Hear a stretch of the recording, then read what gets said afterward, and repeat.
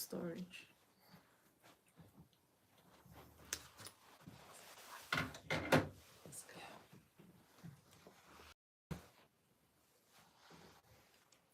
Hello, my TV. Welcome back to another episode. Today I'm joined by DJ Royelle.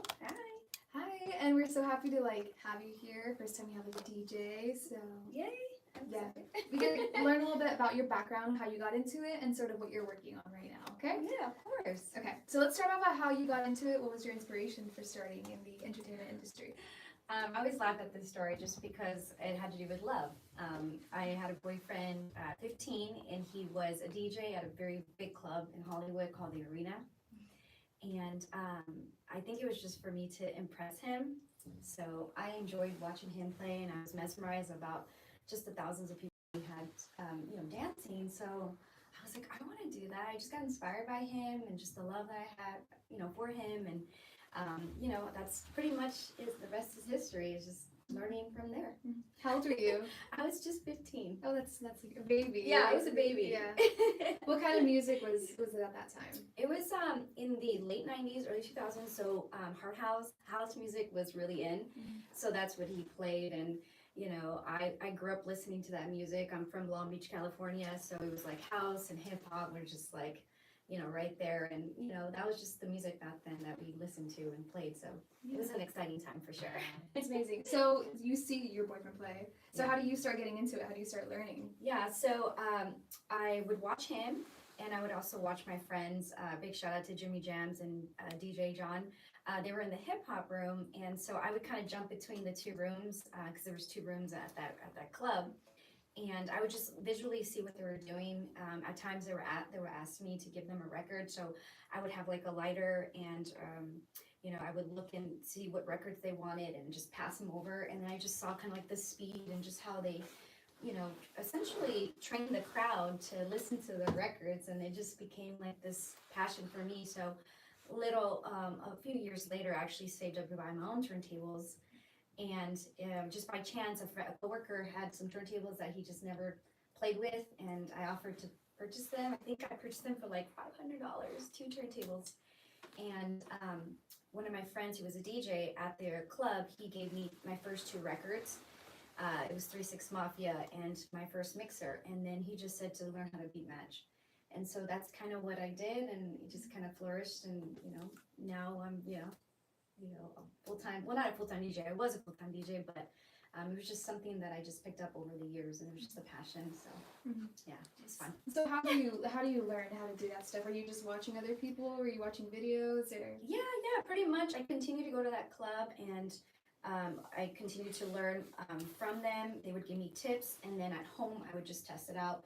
So that's all I was doing, was just at home, just beat matching and learning how to DJ. And then a few years later, there was something called Serato that came out, which made it much easier for DJs to learn how to DJ and beat match. So that's what ended up happening, and it was just a passion, like I said, a love for music, and I continued just to practice and practice and practice until I finally got it, and until I was actually finally comfortable playing in front of people. So that took some time for sure.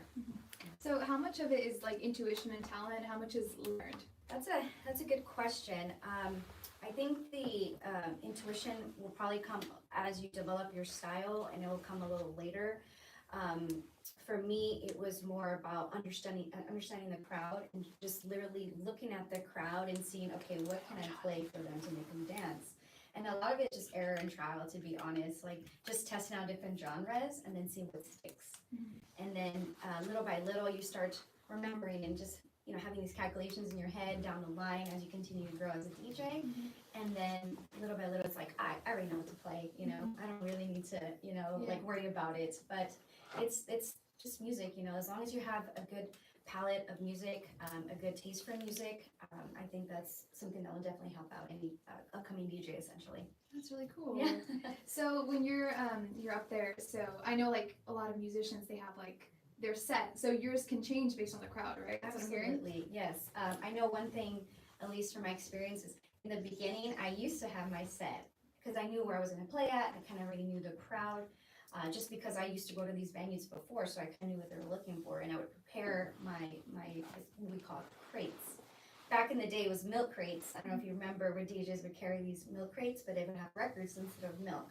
So in the digital world, we also have them, they're called they're crates on our computer. And so we just store music in there that we want to play, and then we go ahead and, play it. But now it's, for me, it's like, I'm just open. I just kind of go with the flow. I don't have to really, get my music together so much, because I feel like I already had enough experience where I know where to get my music, what genres to go to, and then just play for the crowd. But a lot of the times, a lot of DJs say that it's good to go in just like that, and they could just play. Other times, I feel like it's really important to also be prepared, because you just never know. So making sure you have the latest music is a big one. Yeah. How has your style changed since you started to now? I know music's always changing, right? Yeah, that's such a good question too. I would say that it's, in the beginning, I started with house music and hip hop. They were just complete opposites. Hip hop was a lot more harder for me to learn, just because of the different beats and snares and everything that I had.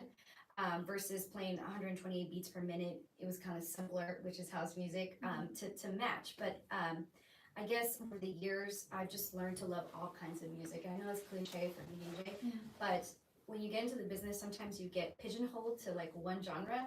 But for me, I think people know me as an open format DJ. I could literally play anything, and I really do enjoy playing all types of genres. So that's why I love to play all kinds of music, but I'm pretty much known for like Latina DJ. It's like, I'm Mexican, so I play a lot of my, traditional Mexican Chicana music. Yeah, exactly. Okay. So yeah. So I wanted to ask you about that, because I've never met a female DJ. So can you tell us about how it was? Did you even think about how how rare it was at the time, or like, do you ever see yourself among your peers? You're like, I'm the only one here. Like, how was that? So I started in, like I said, the 90s and 2000s is when I really first started to pick up, just the whole scene of, there wasn't a lot of female DJs. There was like two that I knew of. There's DJ Irene. She was known for the house music, hard house, and she's phenomenal. And then DJ Rap, she was a drum and bass DJ who I loved. I used to go to raves and watch her play. So that was it, honestly. Like, there was no other female DJ that I remember back then. I'm sure there was, but those were the two that I remember. And so when you start off as a female DJ, people are very curious. And they're like, okay, let's throw her on. Let's just see what she could do. And so I would open up, and then little by little, as I started getting better and just people had more confidence in me, I became like a headliner. So I think that over the last couple of years, few years actually, I've seen a lot more female DJs, and it's great just to see the variety of them, and just to know that it's not a it still is sort of a male-dominant field, but there's a lot of women coming up and starting to DJ a lot more. So it was exciting, though. I will say that, being the only female DJ amongst my peers, it's empowering too. It is, it's kind of like, you're like the boys, and I grew up with a household of boys. So for me, it was much easier for me, because like I was always around boys. And so for me, I was like, I can do that, and so that was always my attitude with DJing, is I can DJ, True. I was going to ask you, like, if it made a difference in the type of music that you would play. Would you cater to, like, girly music, or do you just play, like, Yes, that is like the number one thing that I hear from guy DJs. When I DJ, they're like, you can go play those girly songs, like these new like Karol G songs, or Madonna, or just whatever, like a really, really girly artist, Sabrina Carpenter, like things like that. Like, some men, they feel like a little awkward playing, like, that's what I was wondering, because I've never like heard one like go for it like that, Yeah, no, but we love that too. So in my bio, one of my bios, I always say like, I play for the girls, and so I'm here for the girls. And you'll hear me say that in the mic, like, where all my sexy ladies at, or, where all my girls at, I'm here to play for you, because once the girls are on the dance floor, the men will follow. Yeah. So that's why I always say that. Like, I love being a girl DJ, because I get to play all these girly songs, and there's a lot of great songs, not only there's more female DJs, but there's a lot more artists, women artists that are just blowing up the scene, like I said, that I mentioned a few, and you cannot play the music, you have to. It's just, it's women, any kind of, girl from young to old, they love when I play all the girly stuff, so I enjoy it. Especially now pop is dominated by It is. Yeah. Okay, so do you have a favorite venue that you've played at?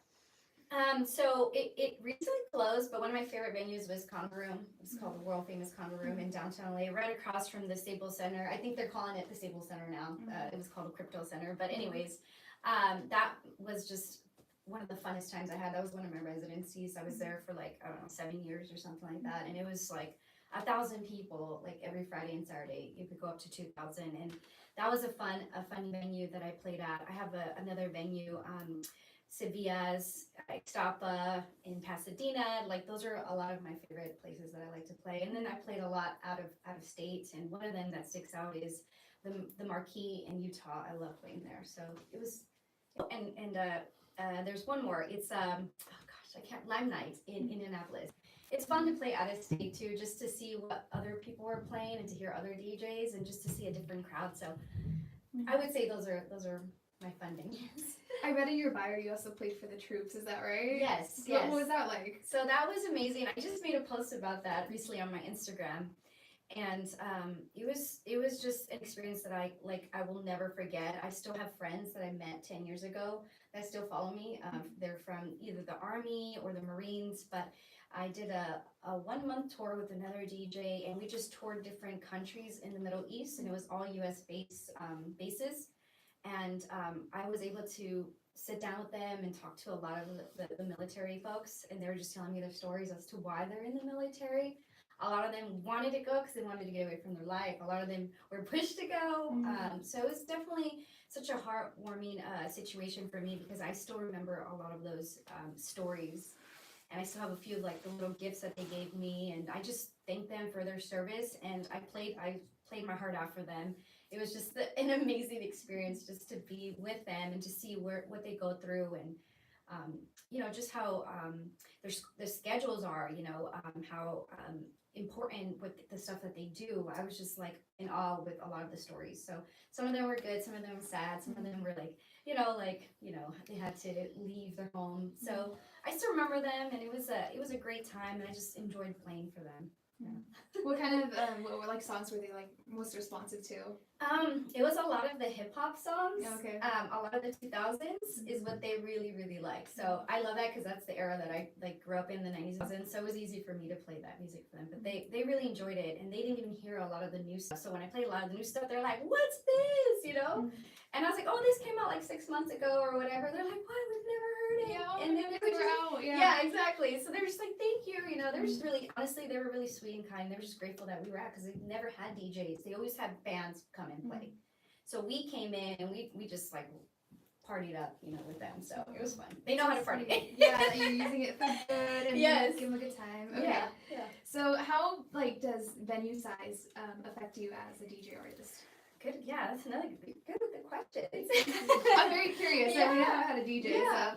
So. Okay, so I always have a saying too. Another saying is, if I'm playing for 100 people or 1,000, I'm still gonna play the same way.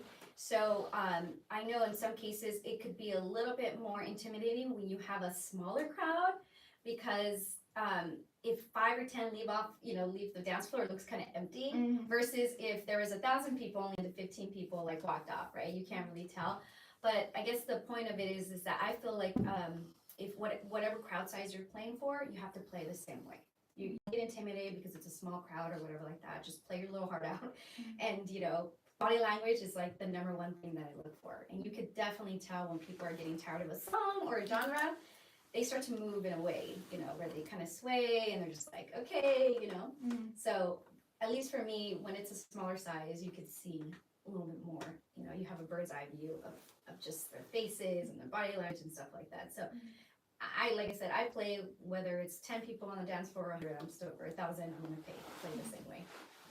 So I've seen DJs. Sometimes there's people that go up with them, or you'll have like an audience, like an artist like singing live, and then you're kind of like mixing to whatever they're doing. Have you had that? Have you had people come up and dance up next to you, like artists singing, and then you're like kind of working with them? Like how does that go? Yeah. I mean, sometimes it can go crazy. Yeah. And other times it's fine. Just the typical people that walk up and want to hang out with the DJ. I don't mind them being close to me. I know other DJs don't like it, but I don't mind it as long as I have like a little bit of space where I can Your equipment doesn't get touched. Right. So, yeah. Or if I see people that leave their drinks around the table, I'll kindly ask them, keep it over there, or I'll just move it over there. But for the most part, I've had people come and want to somebody who was doing like a vinylist who would want to play while I'm DJing, and it was fun. And then a lot of times I've always had like a drummer that plays with me.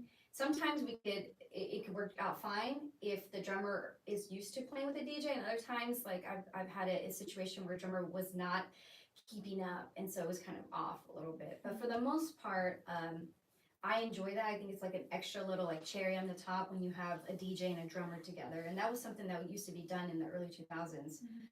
There was a DJ called DJ AM, rest in peace. He would do a lot of that. He would have a drummer and then he would DJ, and it was amazing. So I welcome stuff like that. I think it's really cool to work with another artist and you know, create something, you know, live in the mix. But yeah, for the most part, I don't mind, you know. That's cool. Not too close though. Don't touch your stuff, Right? okay? Exactly. Stay away from the DJ. Okay, so I've like read a lot about how the club scene has changed a lot. How because some people say that there's no good music out there. Some people say that maybe back in the day, the early 2000s had better music. Because things are like sometimes slower nowadays. How do you respond to that? How do you like, I don't know, combat that? Because you always want to have people be caught up but have a good time. Right. Oh my God, I'm gonna get in trouble for this question with my other DJ You're peers, nostalgic. right? Are you nostalgic? Or are you like, no, it was better back then? It's hard for me because I did grow up in a time frame, in an era where it was like booming with music. Like back in the day, we didn't have cell phones. No cell phones, everyone's present. Right, like, everybody yeah. was present to have a good time. You didn't have bottle service where girls were just sitting with their phone and just taking pictures and not dancing. Back then, you know, we would all be on our feet and we went to party. It was to dance and have a good time. And heels too. It's And changed now heels, too. right? Right? Yeah, exactly. I know. So to me, I remember going through that scene for years. That's how it was. We came to dance. We came to meet people. It wasn't about, like I said, the phones or selfies or, you know, showing people where you're at. I had the Polaroid cameras. That was the most that we had. We would just take Polaroids and that was it, you know.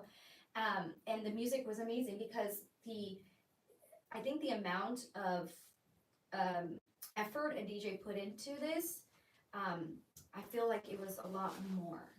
I won't say all the DJs, you know, like nowadays, like they don't put the effort, because there's a lot of great DJs that I know that are in this, you know, this game and just doing a phenomenal job. But for me, I do feel like the music has changed. I feel like sometimes the DJs nowadays sound a little too alike. They play all the same music, and it's not their fault. That's the thing. It's what's in. That's what they're getting paid to make people dance. But I feel like back then people were there for the music. They came to see their favorite DJ. And now it's just like, okay, let's go out and have a good time. You know, let me bring some girlfriends, let me get some bottle service, and then that's it. You know, you weren't really there for the DJ. I have mixed feelings with that question. So I would say yes and no on that question. So hopefully I answered it No, it's politically correct. There. No, it's good. It's good to get your input. Yeah. Okay, so what's a song that you've thrown in that you're like, oh, like this might be fun, it might not work, it might like, because I know sometimes people respond to like really silly things and they really love the beat of it. Like, Yeah. what's something that you like to throw in there? Let's see. Gosh, that's a good one. I would say, I mean, again, depending on who I'm playing for, I like a lot of old school stuff. So I might throw in like a disco song. If I'm playing house music goes really long from disco because house music was pretty much derived from disco music. So I'll play like Bad Girls or something like that. Some Blondie, I'll throw it in again because if it was a hit back then, I'm telling you, if I play it now, there's going to be girls that love it because, as you know, like fashion and music, it all comes around. So we've heard that tune, we've heard that music before somewhere throughout the, you know, the lifespan of it, right? So for me, I like to throw in, I don't like to just play the same genre all the time. I will literally go in and dig for something that's from the 60s. From the 70s. Like the other day I was DJing where I met her and I was playing a lot of like exactly, like 70s music. And you know, I asked the guy who booked me for that event, I'm like, what does the other DJ play? She's like, oh, she just played house music all night. And I was like, oh no, like let me mix it up a little bit. So, you know, I threw some house music. I went from, you know, from that to 70s. So it really just depends, honestly. People will just trip out when I do go into like a completely different genre, but they like it and they dance because they haven't heard that music in a long time. They just hear, well, like I said, like house music where nobody really knows who the DJ is or whatever the case may be. But at least for me, I like to just keep it open format so we don't bore the audience. So yeah, like I like mixing hip hop with like cumbia. Like it has like a different like hit to it. So like you're listening to something that's like hip, and then you hear something that comes in like a drop from, I don't know, Selena or something like that. And then people turn around, they're like, whoa, it's a different change, but it just works, you know? So I don't know, I just like to play around with the crowd a little bit and, you know, play it all. Yeah. Okay, what's a venue that you'd like to play at? That I like to play at, well, there's this old school like freestyle event that's coming up in the summer, and I'm hearing my names being dropped on that. So I would really like to play for that. I played at many clubs for the last 15 years. Like a lot of clubs that I've, you know, wanted to play, and you know, I enjoyed it. But now I'm more into like festivals. Like I went to like a big festival, so I'm hoping that, you know, I get to play for that event. Yeah. Do you like switching around a lot, or did you like having your residency? Like, what's the balance there? Yeah. Well, I just retired from the club, so I'm not doing clubs anymore because I've done it. I literally did it for 15 years, and coming home at like 3 in the morning, like every weekend, it does get tiring. You know, you don't get enough sleep, and then I have my full-time job. Sorry, are you the last person that has to leave? Is that how it works? Yeah, pretty much. We have to wait for our money, you know? So that's usually it. Like we always say in like the audio world, like first in, last out, because we're there to, you know, to set up, to get everything going, and then we're the last ones out as well. So for me, I retired from the clubs. I'll do them here and there. Like if a good friend of mine will say, hey, can you play this night? You know, I'll consider it. But for the most part, I do more private events now, like the event that I did for LA Fashion Week. And then, you know, I do other side events for like Nike and WSS, you know, the university that I graduated from. So like there's some fun events that I like to do because they're during the day. I get to go home early and I'm done, you know, go get myself a facial or something, put my feet up, you know. Get to sleep when everyone else is Exactly. Okay. Any advice for someone that wants to DJ, especially maybe like a young Latina or like a girl who wants to do it, you know? Yeah, of course. I have, oh my God, I have so much advice. Just if I were to go back, I honestly would tell myself or tell the younger viewers that if you want to become a DJ, I definitely would recommend first to talk about or to understand where DJing came from, to know some background of it, right? Because I feel like every DJ should know, the background, how DJ started. And then after that, I would definitely consider seeing, if you're of age, seeing a DJ that you really like really just observing the DJ, seeing what they're doing, how they're you know, communicating with their crowd through the music, and then just start to develop your own style and your own sense of self, essentially. And then the next thing, obviously, to do is to actually buy the equipment. You can buy a controller and buy a computer. It is a little expensive to start with, but if you have a friend who has, you know, the equipment, I would suggest practicing. But for me, the number one thing is always learning how to beat match, practicing your transitions. I've seen a lot of DJs that want to DJ and they don't know how to transition from one song. And that is like the basic thing that you need to have as a DJ, is know how to transition. So to me, that's super important. And then after that, I would definitely figure out what kind of song, like genre you want to be in, and then just focus on that until later on you start getting comfortable with playing other genres of music, because some genres are much harder to mix than others. So for me, it's more about networking, you know, understanding where DJ came from, practicing, seeing what other DJs are doing, and then develop your own style from there. Awesome. Great advice. Networking is the number one too. So networking. You get to like do an interview too, you know? Okay. So lastly, can you tell us what you have going on, and then sort of your socials so people can find you? Yeah, so you can find everything on my social at DJ Royelle. That's DJ ROYELLE. I'm always doing certain events. A lot of them, like I said, are private, but there will be some that are open. But I do Boat on the Bay. That's May 31st. So you definitely, if you want to hang out on a boat with me, go ahead. On my link tree, you will see. It is. It's so much fun. I do it every year. It's a nice like 3-hour cruise here in, I believe it's in Marina Del Rey this time. And that's going to be the earliest one that I have. And then I have Latina Fest, which I've been doing it for the last 3 or 4 years. And that one is like, I love doing that. So it's pretty much all Latinas. They're coming to one spot here in central, I think it's downtown LA. I forget the name of the park, but it's on my Instagram. And there's thousands of women that are there selling their product essentially. and I get to play for them. We have fun artists that are coming through. We have these special performances. It's an all-day thing, and it's June 1st. So the tickets are like $11. You can bring it's a family event. So I can't wait for those two events. So Sabor on the Bay and Latina Fest. Oh, that's awesome. Sounds so fun. It is. Okay. Thank you so much for being here. Yeah, of course. Thank you. Yeah, and hopefully we get to see you like perform soon. Anytime. That'd be amazing. Okay. Anytime. And thank you to everyone for watching. Stick around for more. Thank you.